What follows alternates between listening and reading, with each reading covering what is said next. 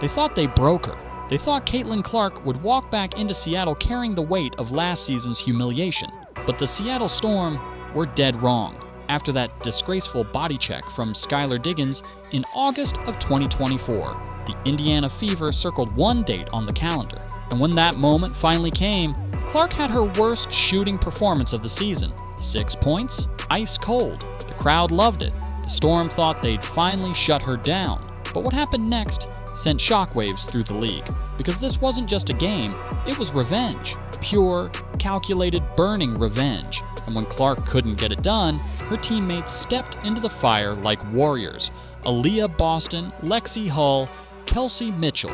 3 names that turned this battle into a statement. This wasn't the same Fever team from last year. And what they did to Seattle wasn't just a win, it was a reckoning. Let's go back to where it all started, August 18th, 2024. Caitlin Clark was lighting up the league, on pace to drop double-digit assists in 3 straight games. Lexie Hull was having the best night of her young career. The Fever were dismantling the Storm on their own floor. Then, right near the final buzzer, Skylar Diggins made a move that changed everything. As she walked off the court, she delivered a blatant body check to Clark. It wasn't subtle, it wasn't accidental. The cameras caught it, the replays confirmed it. Social media erupted. Barstool's Dave Portnoy posted about it and pulled over 250,000 views in 20 minutes. Fans weren't just mad, they were livid. Many believed it was a cheap shot, a veteran targeting a rookie out of spite. But what made it worse? Skylar played the victim.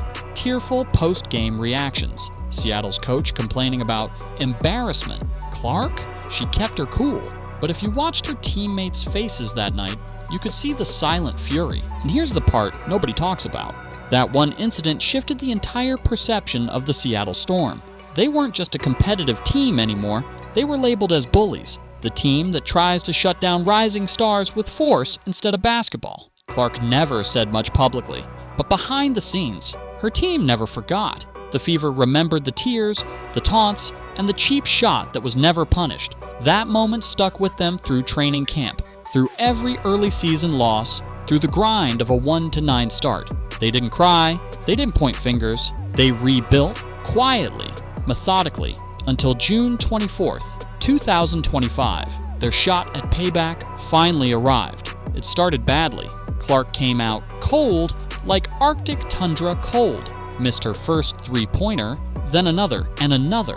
By the time she finished the game, she had gone 3 of 13 from the field, 0 for 6 from beyond the arc. Her season low. Fans in Seattle began salivating. They could smell blood. They thought the queen had fallen. They booed.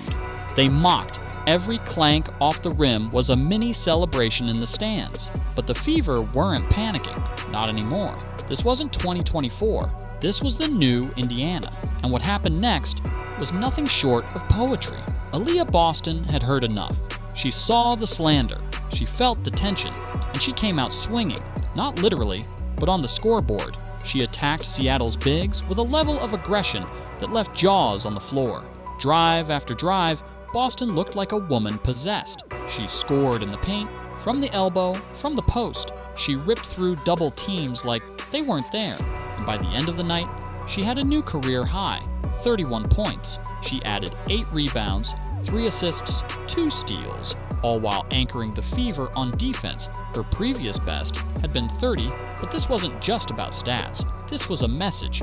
We don't need Clark to be perfect. I got this. And while Boston was dominating down low, Lexie Hull was making her own kind of history. You won't see her name trending on social media. You won't find her in flashy highlight reels, but Hull was everywhere, grabbing rebounds like a center, diving for loose balls, deflecting passes, hounding defender. She pulled down 11 boards, a career high, and dropped 15 points, securing her first ever double-double in the WNBA. Her previous rebounding best, 9. She shattered that with pure heart. At just 6 feet tall, Hull outmuscled Seattle's front court like it was personal. She was the engine, the relentless force that never slowed down. Then came the closer, the dagger, Kelsey Mitchell. While Clark sat cold and Hull grinded, Mitchell turned the gym into her personal firing range. She hit 5 3-pointers, 26 points, and with every shot, the momentum shifted. By the time she nailed her 5th three, the WNBA record books had been rewritten. This was her 14th career game with at least 25 points and 5 threes, good for 5th place all time. Kelsey Mitchell didn't just rise to the occasion, she owned it. When the game got tight in the 4th, she didn't blink. She buried Seattle and did it with a smile. Head coach Stephanie White didn't hold back in the postgame. She said what everyone was thinking. This team had matured.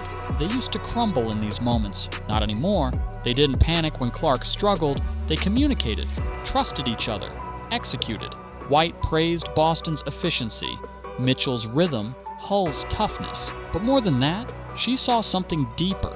A team playing for each other.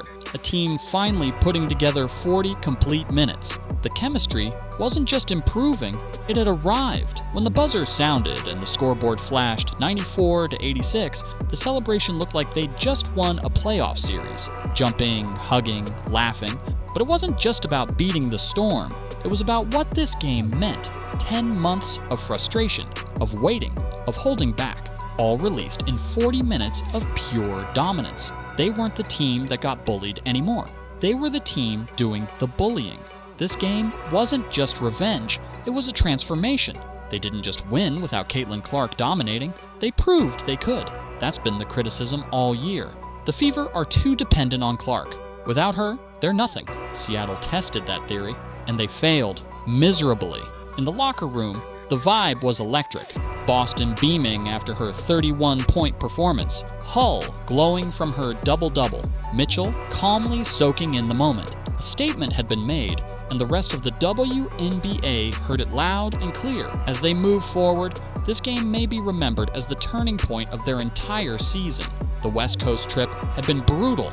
Losses to Las Vegas, the Valkyries, painful, emotional setbacks, but they stayed with it.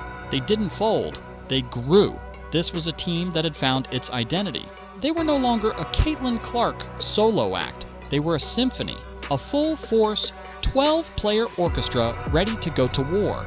And as for the Storm, their bullying era just got put on notice. So if you're still doubting the Indiana Fever, you're not paying attention. They're not afraid anymore.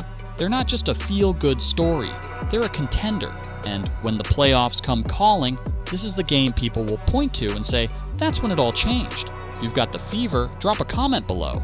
Like, subscribe, and turn on all notifications, because this team's story is just getting started, and the next chapter might just break the league. But beyond the scoreboard and stats, something even bigger shifted that night. The Indiana Fever didn't just win a basketball game, they reclaimed their narrative. For too long, this team was treated like background noise. Clark's rise brought headlines, sure, but it also brought pressure. Every game became about her. Every loss, blamed on her shoulders. Every win, still questioned. But this game, this moment, proved the Fever were something far greater than a one-player storyline. They were a team built through adversity, hardened by disrespect, fueled by silence. And that silence, it's gone now. The league can't ignore them anymore. Coaches can't dismiss them as a fluke. Players can't get away with cheap shots without consequences. Because now, when you mess with Caitlin Clark, you don't just face her. You face Boston, Hull, Mitchell, and a Fever team that has found its backbone. So when fans talk about where it all started, the moment Indiana truly arrived, they won't mention a Clark logo 3 or a viral highlight.